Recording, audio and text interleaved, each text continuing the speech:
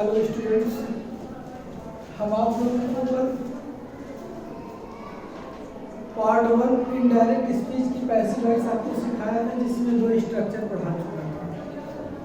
आज मैं आप लोगों को पार्ट 2 में पढ़ाऊंगा, जो तीसरा और चौथा स्ट्रक्चर है।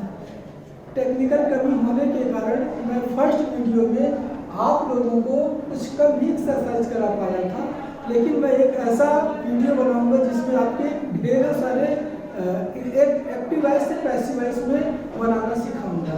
तो आज चलते हैं स्ट्रक्चर नंबर 3 की ओर चलते हैं, जो कुछ इस प्रकार का है। स्ट्रक्चर इसका ये है कि subject plus main verb plus object plus reported speech.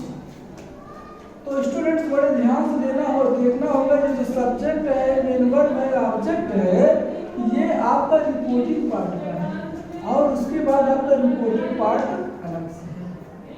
यदि आपका सब्जेक्ट, मेन वर्ब और ऑब्जेक्ट रिपोर्टिंग पार्ट में अगर तीनों हो तो हम केवल इतने के ही पैसिव वॉइस बदलेंगे, इसको जो कहते हैं जहाँ पर है वहाँ पर लिख डालते हैं। अब जैसे देखिएगा, सामान्य तौर पर मैंने आपको एसआईटी बताया था, ऑब्जेक्ट को सब्जेक्ट को ऑब्जेक्ट बना देते हैं। यहाँ पर देखिएगा, मैं इस ऑब्जेक्ट को यहाँ पे पहले ला के सब्जेक्ट बना दूंगा। इसके टेंस के अकॉर्डिंग हम यहाँ पे वर्ब रखेंगे, इसकी मेन वर्ब को थर्ड फॉर्म कर देंगे। क्या कर देंगे? थर्ड फॉर्म कर देंगे। और उसके बाद एजेक्ट के रूप में मैंने आपको बताया था टू बाई, जो जैसी क्रिया होती है वैसे यूज करते हैं। उसके बाद ये सब्जेक्ट को यहाँ रखते हैं, रिपोर्टेड स्पीच में जो का। तो इसमें ध्यान देना होगा आपको, रिपोर्टिंग पार्ट में तीनों चीज होनी चाहिए, सब्जेक्ट होने चाहिए, वर्ब होने चाहिए और ऑब्जेक्ट होने चाहिए। तो आज मैं चलता हूँ, आपको दिखाता हूँ। देखिएगा, जैसे Rahul told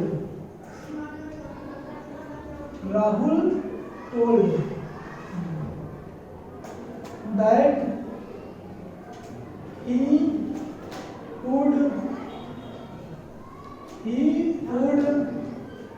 watch the TV.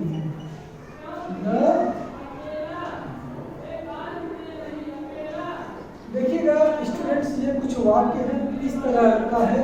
आप देखेंगे कि ये आपका पूरा का पूरा रिपोर्टिंग पार्ट है और रिपोर्टिंग पार्ट का अपना एक सब्जेक्ट है और अपना एक वर्ब है और अपना क्या है, ऑब्जेक्ट। अब इसको अगर हमें पैसिव वॉइस में बदलना है तो अगर सब्जेक्ट, वर्ब, ऑब्जेक्ट अगर तीनों मिल गया तो हमें रिपोर्टेड स्पीच में जाने की कोई आवश्यकता नहीं। अब क्या करेंगे? अब यहाँ पर हम लोग इस मी को हम लोग यहाँ पे आई बना देंगे। ये पास्ट इंडेफिनिट है, तो हम यहाँ पर वाच कर देंगे। टोल्ड का थर्ड फॉर्म टोल्ड ही होता है। और अब क्या कर देंगे? वाई कर डालेंगे, राहुल को ऑब्जेक्ट बना देंगे। राहुल को क्या बना देंगे? ऑब्जेक्ट। ये पूरा रिपोर्टेड स्पीच को जो करते हम कर देंगे, इसमें कोई परिवर्तन नहीं होगा।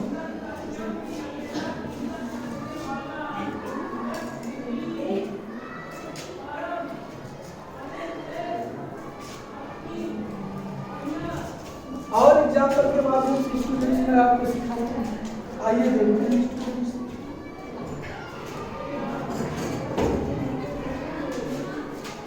ए किंग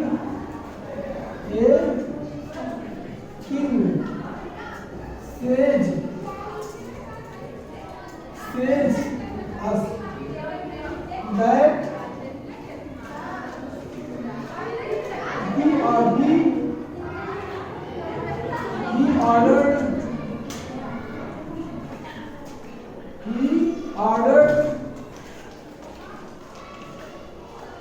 to attack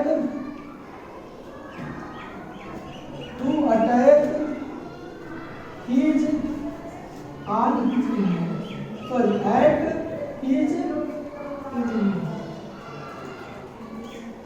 ये देखिएगा स्टूडेंट्स, ये भी आपका इनडायरेक्ट स्पीच है। आप देखेंगे कि यहाँ पर, सॉरी स्टूडेंट्स, मैं यहाँ पर थोड़ा सा गलत लिख दिया, सेज नहीं बल्कि यहाँ पर टेल्स। अब इसको हमें पैसिव वॉइस में बदलना है। पैसिव वॉइस में बदलते हैं तो आइए देखते हैं हमें किन बातों का ध्यान देना चाहिए। तो आप देखेंगे ये आपका रिपोर्टिंग पार्ट है। रिपोर्टिंग पार्ट का अपना सब्जेक्ट है, किंग टेल्स मेंबर है, और अस क्या है object. That he ordered to attack at his immediate. ये पूरा का पूरा आपका रिपोर्टेड स्पीच है, अर्थात रिपोर्टेड पार्ट है।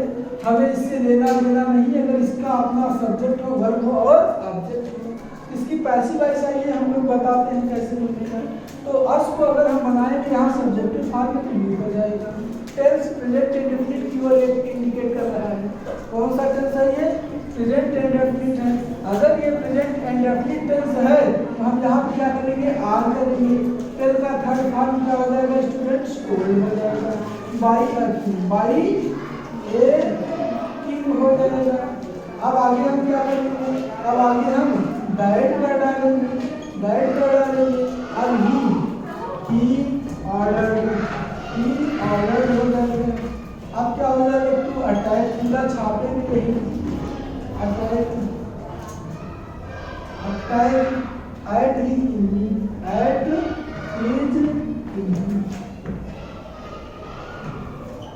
इस तरह से स्टूडेंट्स हमने आपको सिखाया कि पैसिव वॉइस में कैसे बदला जाता है।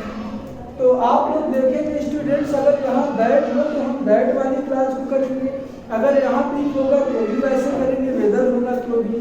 कोई भी सेंटेंस हमसे उससे मतलब नहीं है। इस तरह का अगर हमें सब्जेक्ट वर्ब ऑब्जेक्ट मिल जाए इस तरह से हम आपको सिखाएंगे। हाँ स्टूडेंट्स, मैं आप लोगों को अभी थर्ड स्ट्रक्चर बताया कि थर्ड स्ट्रक्चर का कैसे पैसिव वॉइस बनता है, उसमें क्या क्या विशेषता थी आपने देखा। अब मैं आपको स्ट्रक्चर नंबर चौथा बताता हूँ जिसका एक्टिव वॉइस कुछ इस तरह का है। आपका सब्जेक्ट हो, वर्ब हो और ऑब्जेक्ट हो, ये पूरा का पूरा आपका रिपोर्टिंग पार्ट होगा। यहाँ पे टू होना चाहिए और रिपोर्टिंग स्पीच होना चाहिए, अर्थात कहीं ना कहीं ये आपका पूरा का पूरा ये इंपरेटिव सेंटेंस का होना चाहिए। क्योंकि आप जानते हैं इंपरेटिव सेंटेंस का जो हम जब हम डायरेक्ट स्पीच में बदलते हैं तो कामा इन्वर्टेड कामा का स्थान पे टू का प्रयोग करते हैं, और जब यहाँ पे टू का प्रयोग होता है तो यहाँ अपने पास कोई सब्जेक्ट नहीं होता है, यह स्वतः एक मेन वर्ब जो नॉन फाइनाइट इंफिनिटिव होता है, इसमें सब्जेक्ट होता नहीं है और कोई फाइनाइट वर्ब होता नहीं है। तो इसकी पैसिव वॉइस बनाने के तरीके कुछ डिफरेंट हैं जो इस तरह का है। हम इस ऑब्जेक्ट को यहाँ पे लाएंगे, हेल्पिंग वर्ब रखेंगे, मेन वर्ब की थर्ड फॉर्म में, और ध्यान देना इस सब्जेक्ट को हमेशा हम वाक्य के अंत में रखेंगे, जो आपका रिपोर्टेड स्पीच है उसको हम मध्य में रखेंगे। इसका कारण ये है कि ये कोई सेंटेंस नहीं बल्कि एक फ्रेज बन जाता है। इसी फ्रेज को स्टूडेंट्स वाक्य के मध्य में ही रखा जाता है और एजेंट प्लस सब्जेक्ट को अर्थात डूअर को हम वाक्य के अंत में बड़े आसानी से रख सकते हैं। तो आपके सामने कुछ वाक्य हैं, हम उसको पैसिव वॉइस बनाना सिखा रहे हैं कैसे बनेगा। तो देखिएगा ये क्या है? ये आपका सब्जेक्ट है, ये आपका सब्जेक्ट है, ये मेन वर्ब, ये ऑब्जेक्ट, और ये इतना पूरा का पूरा देखा जाए तो रिपोर्टेड स्पीच है। अब रिपोर्टेड स्पीच में देखिए टू लगा हुआ है, कहीं ना कहीं इंपरेटिव सेंटेंस है और यहाँ पे ऑर्डर्ड का लिखा हुआ है। अब इसको अगर हम पैसिव वॉइस में बनने में तो ये आई मी को हम आई के रूप में सब्जेक्टिव फॉर्म में करेंगे। पास्ट इंडेफिनिट होने के कारण हम इसको क्या करेंगे? वाज कर देंगे। क्या कर देंगे? पास्ट इंडेफिनिट की हेल्पिंग वर्ब होता है वाज वर्ब। पैसिव वॉइस का, एक्टिव वॉइस का सभी कर्ताओं के साथ डिड होता है। अब क्या करेंगे? अब हम इस ऑर्डर का थर्ड फॉर्म ऑलरेडी है तो हम इसको थर्ड फॉर्म में ही रखेंगे। अब इस पूरे के पूरे मैटर को हम लाके यहाँ रखेंगे। To did a done on the आपने देखा ही ऑर्डर्ड मी टू, वह मुझे आदेश दिया कि धरती पर अर्थात पृथ्वी पर एक गड्ढा खोदा जाए। तो इसका पैसिव वॉइस कुछ इस तरह का है।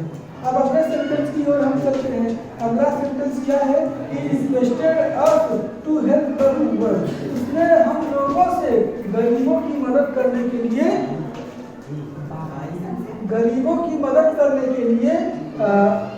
कहा।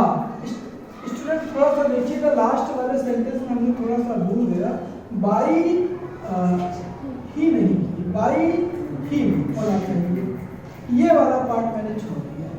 इसको लास्ट में लिखने में स्ट्रक्चर के माध्यम से लिया था, लेकिन ध्यान में नहीं आया। आप लोग देख सकते हैं, पैसिव वॉइस में इस तरह कर सकते हैं। अगले सेंटेंस की ओर चलते हैं। अब यहाँ पे है, शायद हम लोग यहाँ पे भी कर सकते हैं।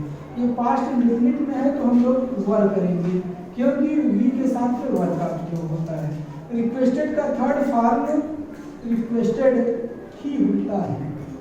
अब हम क्या करेंगे, अब पूरे मैटर को ये लिखेंगे, two plus help the poor, अब उसके बाद बाई क्या करेंगे, बाई क्या करेंगे। तो आप लोगों ने देखा कि हम लोग एक्टिव वॉइस के इनडायरेक्ट स्पीच के एक्टिव वॉइस को पैसिव वॉइस में किस तरह के बदले हैं। इस तरह से हमने आपको 4 स्ट्रक्चर के माध्यम से बताया कि आप पैसिव वॉइस में बड़ी आसानी से बदल सकते हैं। इसके अलावा कोई और रूल्स नहीं है। अगर इन्हीं रूल्स को आप कवर कर सकते हैं तो आप पूरे के पूरे सेंटेंस को पैसिव वॉइस में बदल सकते हैं, कोई प्रॉब्लम नहीं होगा। यहाँ से देखा जाए तो मैं पैसिव वॉइस की जो सीरीज चला रहा था वो कंप्लीट कर चुका। धन्यवाद।